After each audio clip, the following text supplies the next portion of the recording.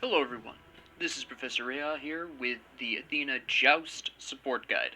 Now, the interesting thing about Athena in Joust is that you can go as tanky as you want, you could splash a little damage in there, that doesn't really matter. The interesting thing about Athena is if you are able to position correctly and the enemy is clustered together close enough, you can actually taunt the entire enemy team. Now, theoretically speaking, it is possible to do this in Arena, Clash, and Conquest as well, but because there's 5 enemies and those modes don't generally tend to cluster the enemy quite so tightly, and Taunt doesn't have that wide of a range, it's much tougher to do so. I have gotten a couple of 5-man taunts off in my lifetime, not a whole lot. I think it's only been like, I would say 3, maybe 4 times in Conquest specifically. I think once in Arena.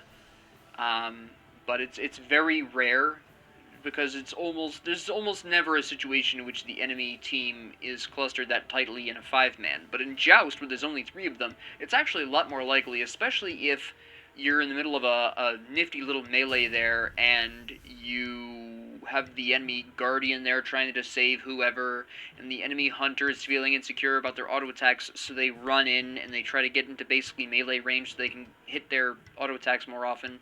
I have seen that before, and so it just winds up being the death. You taunt the whole team, and that is rather devastating. Being able to inflict such a severe crowd control on the entire enemy team is absolutely dominating and will win you most fights, in all honesty, if you can get one of these off.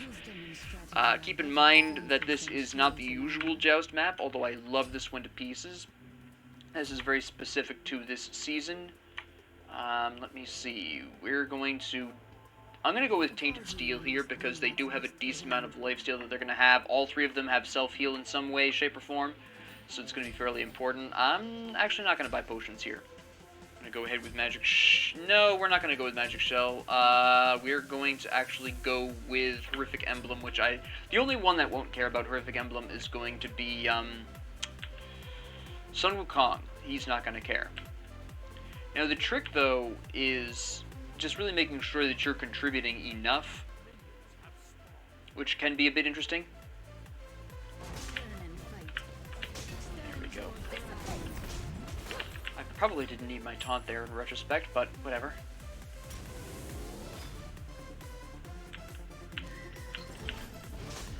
There we go. Alright, we took care of that in pretty good time. Hello, Sun Wukong. What are you doing over here? They split it so that way they wouldn't... Well, they split up and did everything a little separately, so that way they wouldn't split the experience in so many different ways. I'm just going to make sure my teammates get out alive. Okay, that was okay. We did not come out of there great, but we didn't die or anything like that. Definitely not the strongest position, though. That was close.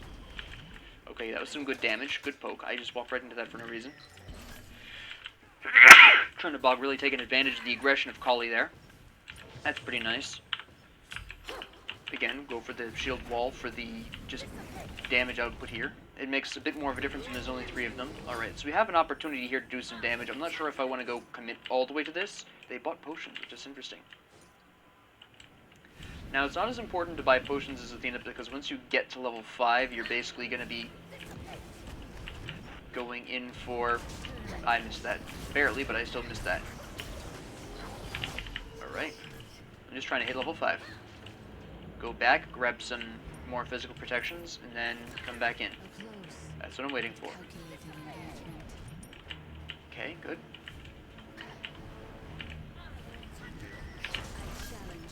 Very nice. We got a lot of damage on Sun Wukong there. He's not level 5, so he can't really afford that quite yet. I think he's out of potions. He's not quite out of potions, but he will be soon. Just getting to level 5. There you go. Here's Kali back, so she's going to try to kill somebody. She's going to go for Chernobog first. I'm saving up my mana. Okay, good. Get out of the line of fire. Alright. I died. That's on me. But they turned around and took Kali. It was not really worth because they got first blood, so they get a bit of a bonus for that, but that was on me. That's my mistake. I was so close to level 5, I could have ulted right back immediately.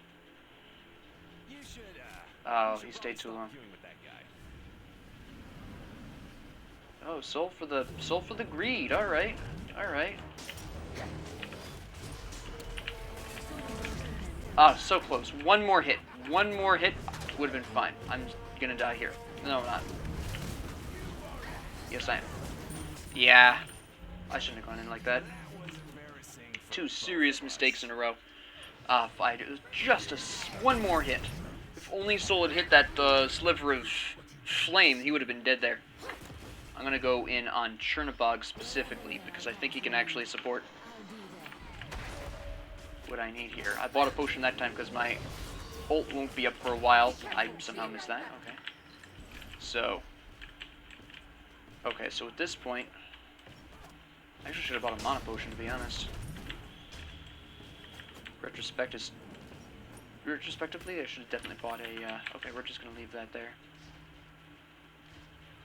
Is this up? It might be. This is all part It is not up. Okay. Nah, that's a bad idea. They're gonna follow me. Oh no, they're gonna ignore me. All right.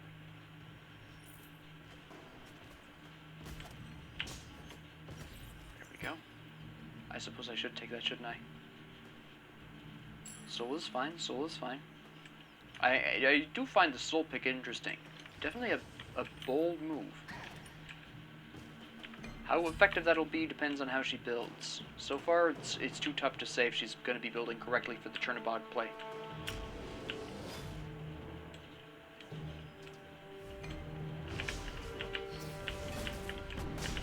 Alright, good. No, you're not getting that. Yes, you are. Oh, he is here. He must have bolted in. I don't have the mana for my anything. She's gonna die, I can't save her. Get rid of the fake one at least. I have a health potion going, so I'm not too concerned about my health at this point. Get between her and him. That's hard to do, getting between somebody attacking in melee and the person they're attacking, but I somehow managed it this time. I'm not quite sure how. Yeah? Come on. Ah, I couldn't save him.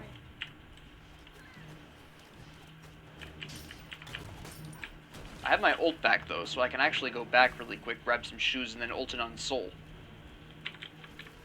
Ultimate is ready. Strike remain least time to turn this battle. This is what I should have bought earlier.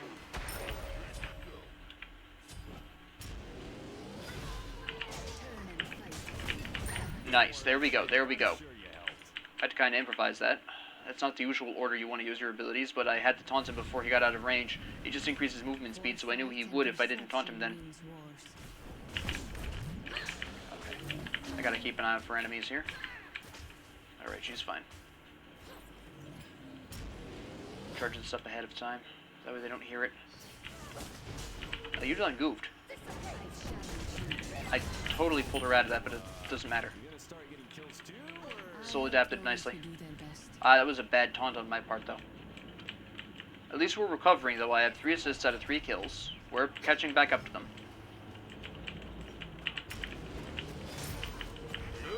I knew he'd do that. I didn't care. HP is something I have an abundance of at this particular moment. Oh, he noped out of there, huh? Alright. Single tower shot isn't going to matter. Chernobog is going for Transcendence. Excellent. Choose a focus. Good. So far, so good here. Kronos with the Charon's coin. Excellent. I don't know why Kali has Boombas. That's kind of nonsense, honestly. In Joust. Yes, you can get, benefits off of the camps there in the background, but they don't really mean anything. Oh, he didn't wait that long. He did not want the healing there. I mean, this is just the regular old decoy, so that doesn't matter.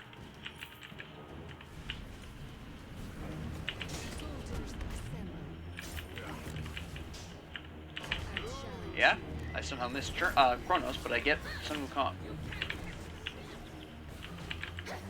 Your jump is down, and Iron is going to take a whole lot of damage for absolutely no reason. If I had mana, I would have been able to help kill her. She probably would have died. Even if I wasn't the one killing her, which was not my intention anyways.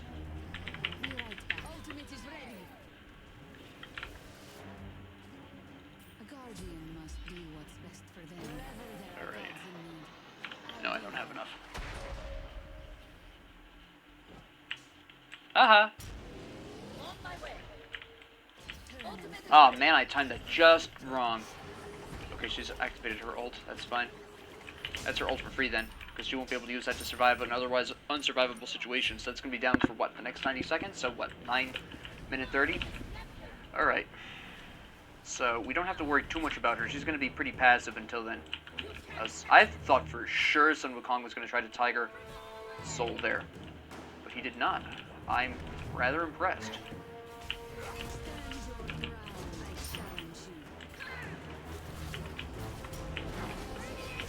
Yeah, you really didn't want that fight there. You're by yourself. There's Kali, but she's later than you were expecting her to be.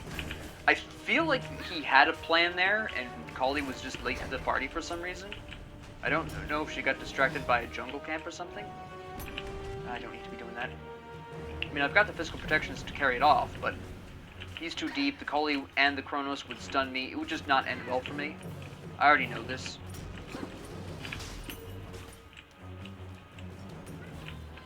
Alright. Pretty soon I'll be able to pick up Genji's guard or some part of it. Make sure no one dies while I'm away. They're all in pretty good health, though. Well, all two of them. They're both in pretty good health, I should say.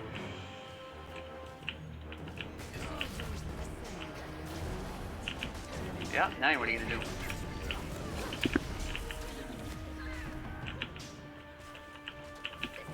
I'm gonna see if I can use him as bait. No offense, oh no, he's back, okay.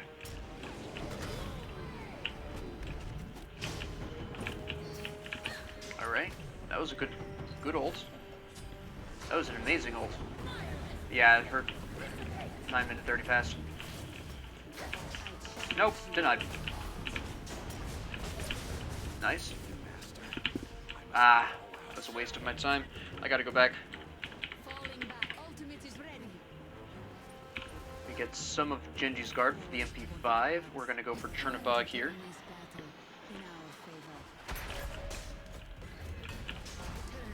Yeah? Okay. Nope, not enough. Good, good. Yeah, we're fine. We're fine.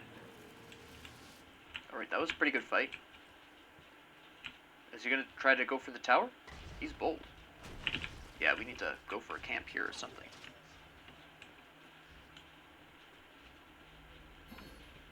Yeah. We're not really gonna need to worry for the next couple of seconds. So this is free. I'm just going to pass by for the assist there. Interesting. You're going to go for it, huh? I hit you a bit hard, don't I, guy? That's tainted steel. There we go.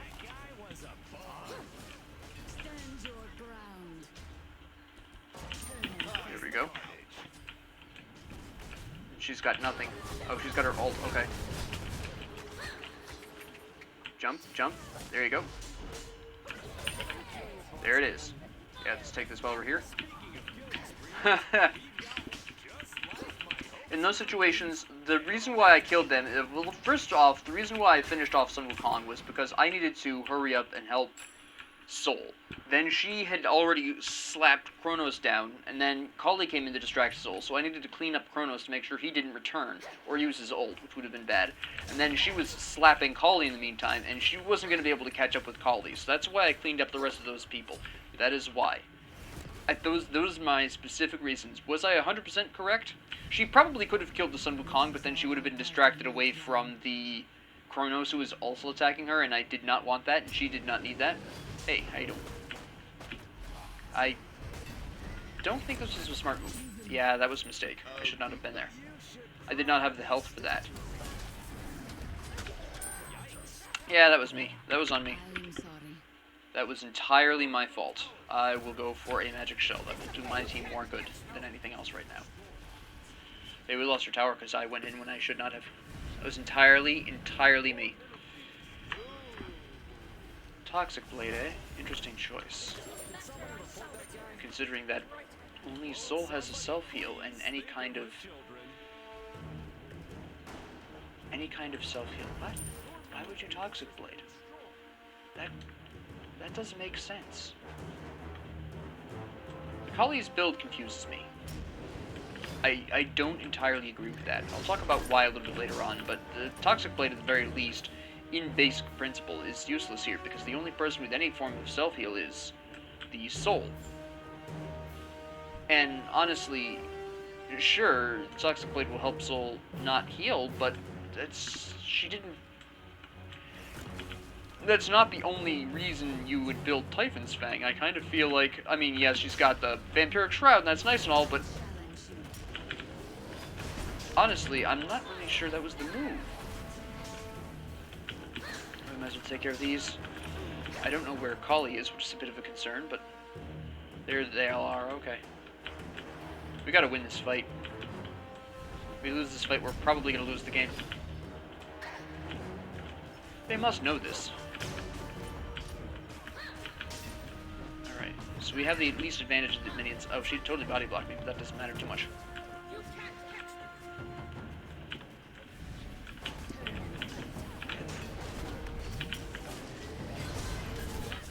That was nice. Okay, we probably straight win this fight.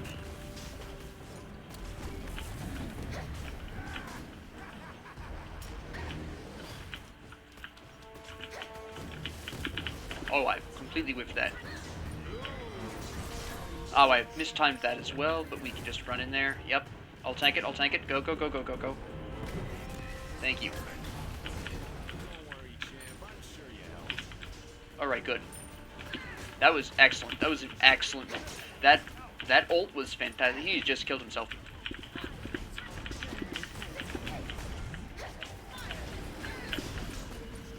He was out. He was safe. He just killed himself with that ult. I cannot believe he did that. I'm gonna die, but I'm gonna make sure this Kali doesn't get the opportunity to kill anyone. Yeah, you get out of there, Kali. I am down for 40 seconds. Alright, that's a bit strong, but sure. I now need my Pestilence. Yes, Pestilence is exactly what I need. Actually, wait a minute. I need Pestilence a little bit faster at this point. So we're going to do this, we're going to do this, and then we're going to rebuild Genji's Guard. Now that I've Breastplate of Valor, I have what I need in that regard. And I need the anti-heal, because Sun Wukong is healing a lot. Kronos has his self-heal if he really wants to go for that. Kali has her ult. I just really need the Pestilence now. I built the Genji's Guard originally because I needed the MP5 at the time, but at this point, I have Breastplate of Valor. I need the anti-heal more. They are at a point where anti-heal is becoming necessary. The Sun Wukong was a little touch and go with that kill. Oh, I'm sorry, yeah. Yeah, no, I would describe it as the kill. I'm gonna go ahead and grab this mana really quick for somebody, probably Soul. There we go. There we go. Alright. Gotta make sure that they don't retake our Phoenix. They don't need me to do anything here. I'm just gonna get some gold and stuff. Okay.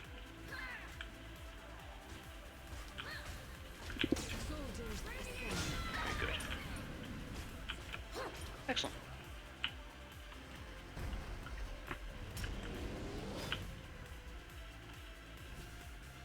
Alright. Nope. Okay, there's her ult. That's good. That's very good. Shell was good. The shell was really well timed. Good. The interesting problem with Sun Wukong's ult is that little decoy version of him absolutely can be lifestealed off of. Yeah, but he had to go through that, so that was not good for him. Oh, nice shot. Oh, she absolutely slapped that fool. Hold on. Oh, you just... Oh, you actually had an opportunity there. I did not need to take that, but alright. Nope. Denied. Woohoo! I survived. Will Soul survive? Yes. Yes. Alright, we win. That was very close at the end there. If Soul had died, we might not have been able... Well, both Soul and I had died. It would have been really interesting, but I think Chernobog still would have been able to pull it off. Alright, let's talk about this. This was a pretty spicy match. Alright, so what happened here was a couple of very specific reasons. There's a couple of specific... What are these? These are new. Okay, I don't know what those are. But, alright. These are both, by the way, League players, so they actually... I was working with people who really knew what they were doing. So, what happened? Well, first off, we didn't have the best early game. They had a better early game, because, like most assassins, Kali's early game is pretty good. Now, she did throw that away to some extent. I'm actually going to talk about the enemy's build first. She did throw that away to some extent by building Boomba's Dagger. This is useless in Joust. I know there are some people who will swear by this. Oh, you can heal off of the jungle camps. Yes, but there's only 3 on your side, so unless you're willing to go deep into enemy territory to steal their jungle camps, which is not advisable, by the way, because that puts you way out of position, then you're only healing off of 3 different camps, and even then, your allies are going to be just as interested in the camps as you are. So there's a chance that one of them could eliminate a camp because they're a little behind, and then you don't have this healing. This is useless. Even if you want one of the 2 evolutions, if you want, say, Boomba's Hammer, which Boomba's Hammer is great, that's fine. Don't build Boomba's Dagger, wait until you're level 20, and then just full build right into Boomba's Hammer. Don't build Boomba's Dagger, it's useless in Joust. It's terrible in Joust. Now, let me make this a rather bit more specific, though. It's terrible in this Joust map. In the other Joust maps, it's a little bit more effective, because there's a few more well, okay, there's 3 different Joust maps that have existed in SMITE's history. There's this one. There's the second Joust map that they released, the Chinese Joust map, that's in basically the shape of a large bow, essentially speaking. That has just as few camps as this one does. Actually, in fact, I would go so far as to say it has fewer camps than the medieval Joust map does. So, in the Chinese Joust map, what I'm going to call these by specific ones. I'm going to call them by, we're going to have the, this one here, the one we just did, is what I call the Arthurian Joust map. Even though it was originally medieval, they brought it back because now it actually fits a mythology, specifically the Arthurian mythology. So this is the Arthurian Joust map. Then you have the Chinese Joust map, and then the Japanese Joust map. I believe the third one's supposed to be Japanese. I might be wrong on that one, but I believe it is. But that's what we're going to call these 3 maps. We're going to name them by the cultures that they're supposed to be representative of. So this particular Joust map, the Arthurian Joust map, has only the 3 camps on your side, the 3 on the enemy's side. Well, technically the 2 on your side, the 2 in the middle, and the 2 on the enemy's side. And going for any more than yours is a bit risky, and honestly, it's very rarely worth picking up Boomba's Dagger for the heals, because you're often spending more mana. Yes, you'll get your health back, that's fine, but you're only getting 25 mana back, and you've probably spent more mana than that trying to clear it in a timely fashion anyways. So that's self-defeating. For the Chinese one, there's the 1 camp on each side, there's the 1 camp in the middle, and then there's the jungle boss. Again, there's even fewer here, and all but 1 of them are risky. So that's a bust. In the Japanese Joust map, you have the 2 on your side, the 3 on your side, 2 in the middle, and the boss. There's a little bit more leeway to farm with Boomba's Dagger there, and a little bit more leeway to heal, but it's still really often not going to be worthwhile, because you're still going to be expending mana to try to do it as quickly as possible so you can get back to the lane and farm off the minions. So, no matter how you slice it, Boomba's Dagger, as an item, is useless in Joust. If you're looking to get Boomba's Hammer, which I can't see why you would use Boomba's Spear for the same reasons, there's just not enough jungle monsters to utilize Boomba's Spear for. But if you're looking for Boomba's Hammer, wait until you're level 20 and just full build directly into Boomba's Hammer, because Boomba's Dagger is not at all worth it. The 50 health and 50 mana you can get from better places than Boomba's Dagger. The passive of Boomba's Dagger is completely useless. She would have been better off going right into Ninjatabi, getting 10 power, some movement speed right off the top, and then just rushing to Ninjatabi. But of course, Boomba's Dagger isn't the only issue with Kali's build here. You've also, the Stone Cutting Sword is fine. That's actually a really good pickup here. That's alright. Toxic Blade doesn't make a whole lot of sense. At the time she was building this, there was the potential for Chernobog to have been going into Aussie, but you can't necessarily guarantee that he was going to be going into Aussie, so this is kind of a lucky guess by the Kali. So it did turn out to work out, but at the time that when I was originally talking about it, she had no idea necessarily that Chernobog would be building Aussie. So it was a very big gamble, because she was only basically exclusively building it for Sol, who does well against melee opponents anyways, because all she has to do is plop down her fire ring, and now she's doing bonus damage to you while you're standing, you're just taking fire damage from her fire ring while she's sitting in it, healing 10% of her max HP, shooting you, and you're taking the damage from the fire ring. Sol does very well against assassins as a mage.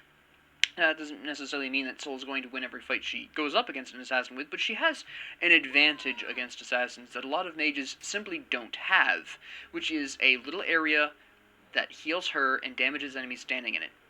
As long as you can keep your cool when you're playing Sol, assassins are less of a threat to you than they are to other mages. So Kali building into Toxic Blade here doesn't make a whole lot of sense. It would have made sense later on, but at this point it really didn't. Her best move here would have probably been either Shogun's Kusari or the Talisman of Energy. Get some magic protections in there, because clearly you're threatened by Sol, because at this point Toxic Blade was exclusively meant for Sol, at this point when she was building it. But Talisman of Energy or Shogun's Kusari would have been a far stronger pickup, and personally, between the two of them, I prefer Talisman of Energy because it gives you a little bit of bonus health, so that really can help you out against even your physical opponents. So Talisman of Energy would have been a stronger pickup here. And then at the Frostbound Hammer point, instead of building Frostbound Hammer here, Frostbound Hammer is actually good here because Sol and Chernobog both rely on auto attacks, so this was actually a really good pickup here. And considering her build, she was probably going to build Atlantis Bow here, or Ichaival, however you want to pronounce it. Ichaival would have been really good as well, because it would have been reducing both of their attack speeds even further. But what really she should have done, frankly, is instead of building Boomba's Dagger, seeing our team comp, go right into Ninja Tabi, as far as you possibly can, finish that up, get Stone Cutting Sword, that's fine. Talisman of Energy, so this Ninja Tabi would have been item 1, item 2, Stone Cutting Sword, item 3, Talisman of Energy instead of Toxic Blade, item 4, Frostbound, item 5, Toxic Blade, item 6, Ichaival, sell shoes, buy Witchblade. Or, alternatively, go into Animosity, take advantage of all this health you're getting. Actually, retrospectively, probably Witchblade might have been... Witchblade, if you were going for an Animosity... If she had been going for an Animosity build, Witchblade would have been a better pickup, because you would have been able to get the health out of this. You would have had the health from this, health from this. If this was Ichaival, which would have been fine. There would be no health benefit there, but that's alright. Talisman of Energy would have given you health for Animosity. I think what Kali really should have done is actually scratch the classic... well, the semi-classic hybrid assassin build and go straight into an Animosity build, and that would have gone far better for her. The Kronos did fine. He played pretty well. He was on top of everything. The Kronos' ultimate usage was really his problem here. There were 2 times where he used it in a situation where he was already out of there. He didn't need to use his ult there. There was the first time he did this, he killed himself. He died because he used his ult at that point. He was already almost at his own fountain when he used that. I do not understand why you used that, unless it was a vain attempt to save the Phoenix. But at that point, we were in pretty good health. I was still there. He was alone against 3 of us. It was a very poorly thought out decision. And the second time, he almost repeated the same exact problem, except this time we were at the Titan, rather than at the Phoenix, which is where he used it the first time. His actual build is fine, except for one small problem I've just now noticed, which is Charon's Coin plus Demonic Grip. This doesn't make a whole lot of sense. If you have Demonic Grip, you don't need Charon's Coin. I don't know if he built this in panic, because I was obviously very tanky against him, but that was mostly for my block stacks and not so much just my items, so But either way, I think combining Demonic Grip and Charon's Coin was not the move. Personally, I don't really like Charon's Coin as much in Joust. It's not a bad pickup by any means, but you're less likely to necessarily get kills or assists in a 3-on-3 than in a 5-on-5. So this is somewhat difficult to stack, and I don't think he actually... no, he didn't evolve this. This was not evolved, somehow, by the time that we finished the game, because this is not the Evolved Charon's Coin art, nor is the name evolved. It would actually say evolved here if it had, so he didn't even evolve this by the end of the game. So that's really the inherent problem with Charon's Coin in Joust. Joust is really the only mode that's extremely difficult to evolve Charon's Coin in. It's just, see, the problem with Joust is not only are there fewer enemies, but it's easier to get a deicide and capitalize off of that. You know, you get one deicide, you're basically almost guaranteed to take their tower, or their phoenix, or their titan, depending on what the situation is. I mean, the whole match lasted, what, 17 minutes? Yeah, 17 minutes. So it just really is something of a risk to build. If you can fully evolve it, yeah, that's fine. And even then, evolving it is somewhat useless anyways, because you don't really need that much movement speed in Joust. You don't really need that much sustain in Joust.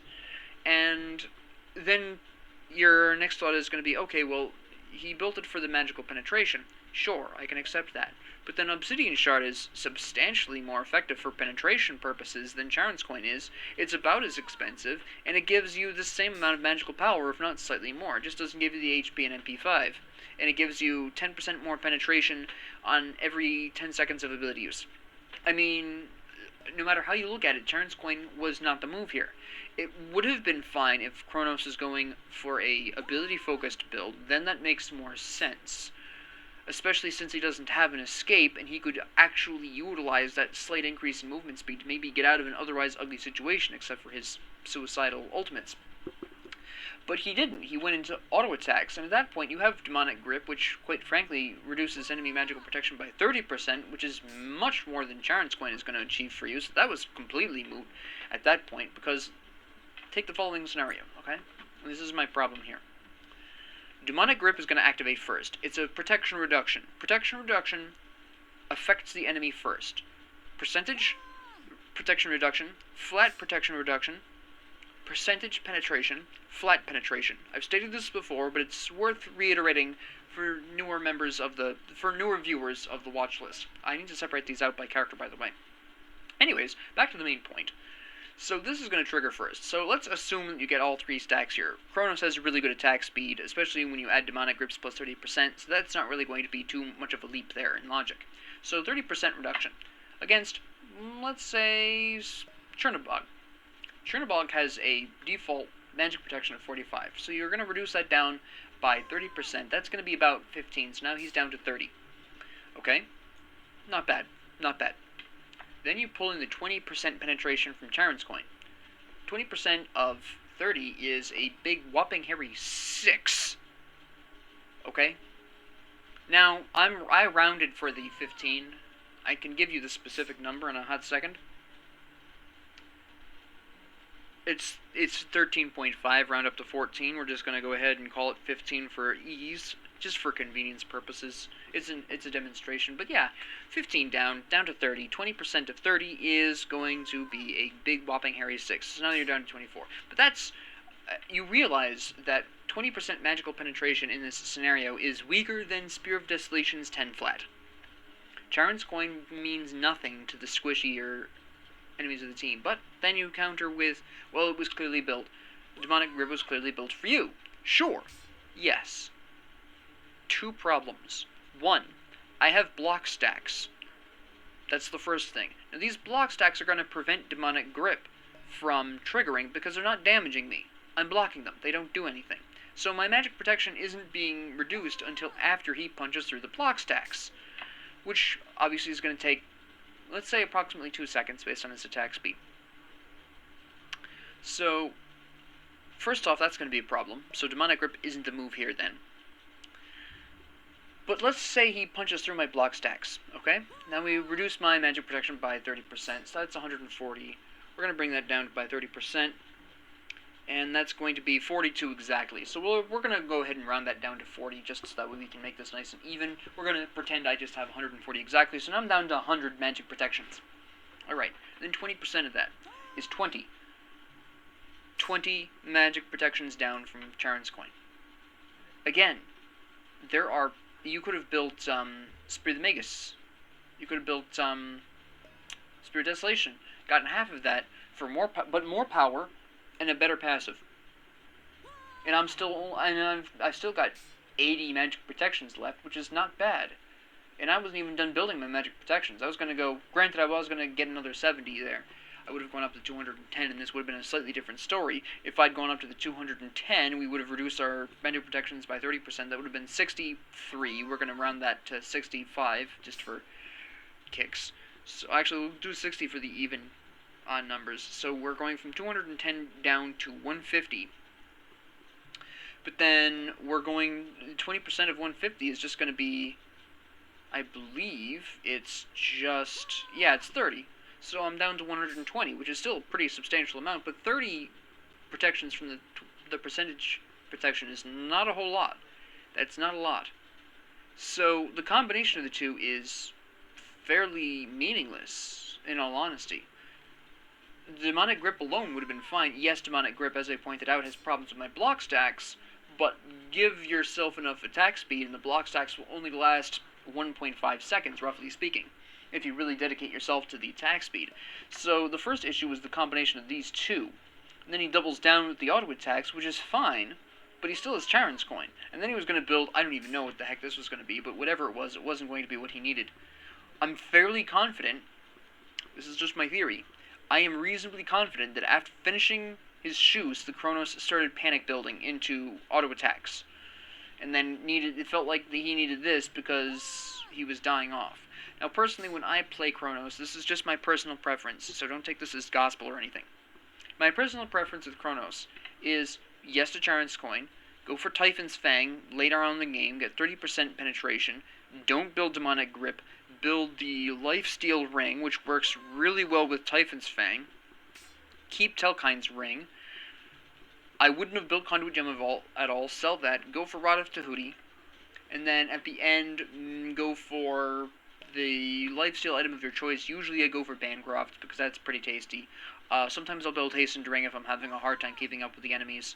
It really depends on the situation, who I'm against. But you have all kinds of options here. But the combination of Charon's Coin and Demonic Grip is just not the move. It's practically useless against anyone who isn't building defense of any kind. Because at that point, Spirit of Desolation does way more for you. It gives you more penetration, because it's a flat 10 instead of a 20%. It's going to give you 30 more power, because I'm pretty sure Spirit of Desolation has 110. Even then, you don't even necessarily need Spirit of Desolation. Spirit of the Magus does even more damage, because its passive increases your damage output. I mean, there's just... Charon's Coin was not the move. Hands down. Sun Wukong was fine. The problem with Sun Wukong was Sledge was built this early. I mean, I don't have a problem with Sledge. This is fine. Build a Soul Eater first. That was really... I mean, yes, this gives you some protections. This only is going to give you, ultimately, 24 protections. And even then, in a Joust situation, again, you're not going to necessarily have your full 3 stacks there. It's a bit tough to get a hold of. Especially considering that we had 2 ranged people on our team, so I wasn't necessarily going to be too close to them. So every time I initiated a fight, and I initiated, I would say, anywhere from 30 to 50% of the fights. I think 30 is much more accurate. Every time I initiated a fight, he was only getting 8 protections from my proximity and was not close enough to the Soul and the Chernobog to be getting these benefits while they were shooting him. And when he switched to them, he was only getting 16. So the rough problem here is, yes, this increased his power, this increased his health, which is very nice, and this is an excellent item on Sun Wukong. I think he should have waited a little bit on this. Establish more protections. You have to understand, in a Joust game, if you're playing a warrior or a guardian, it is your responsibility to tank. And Sun Wukong was building 2 hybrid for that. You have the nice... Sledge is nice. You've got some protections, some health, some power. Soul Eater. Now, Soul Eater is excellent on Sun Wukong, don't get me wrong, but in this situation, this shouldn't have been built here. If you were going to build Soul Eater, build it where Sledge was, and really dedicate yourself to the full offense, and then spend the second half of the game building your protections. Not ideal, but it's better than what he wound up doing. Just a little bit too late to really take advantage of this. Then he built Bulwark of Hope, which, that was actually a good pickup. This was a really fantastic pickup. I think that this was a really strong move here. Now, at the time he built this, maybe Pestilence would have been a little bit better, but Bulwark of Hope was an okay choice. Really respecting the fact that Sol and I were presenting more potential damage output than Chernobog and the minions combined. But he couldn't deal with Chernobog because he was building his protections too late, and he was building too little of them. That's ultimately what it comes down to. This could have been Glad Shield or Shifter's Shield or whatever, but ultimately the issue is that Sun Wukong was taking too long to build serious protections and wasn't able to tank for his team the way he needed to. The Kronos is... our team, my team, we played pretty well. Had a bit of a rough early game, but that's pretty natural to what would almost be a double hunter comp. That's pretty normal. And we built fairly intelligently. Typhon's Fang, I think, was a little early on the pickup, but that's just a personal opinion. It is a strong pickup here. And then into Telkynes, and then this probably would have been either Deso or Magus. I can't see her building Divine Ruin here. Excellent Transcendence here. Aussie was a fantastic pickup. Executioner, great. This was probably going to be Chin Size, which is fantastic. This was going to be a great pickup because the Kali was clearly building a lot of health. Sun Wukong was clearly building a lot of health. This Chin Size would have been the move. That was an excellent pickup, and that's the only item left, so it was definitely going to be Chin Size. So that's fantastic there. That's amazing. My build was okay. I did do something of an adaptation where I initially started out with Genji's Guard for the MP5 because I desperately needed the MP5 because I didn't build enough mana potions in the early game. And then when I needed the anti-heal, I just sold Genji's Guard. Don't be afraid of selling your items if you need to. It's very rare when that is a necessity, but I think this match is a great demonstration of where you can sometimes just completely flip things on its head. This only can really be effective, though, if you're ahead. Our team was just decently ahead at that point, and I could afford to sell something and swap it out. If you're behind, you aren't generally going to be able to do that, so be very careful with this strategy.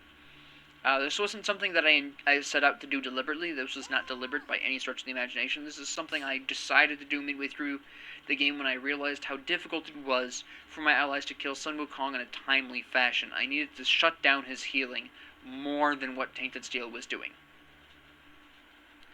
And I was only able to get away with Genji's Guard for so long because I had Tainted Steel. But that's all I'm really going to say about this match. Mostly it was the enemy's playstyle. Well, for Kali, it was the build. Kali played fine. Kali's gameplay was alright. Kali's build was not ideal for our comp. Kronos initially started out building fine, started, I think, panicking midway through the game, which would also explain the atrocious ults. I think that was panic.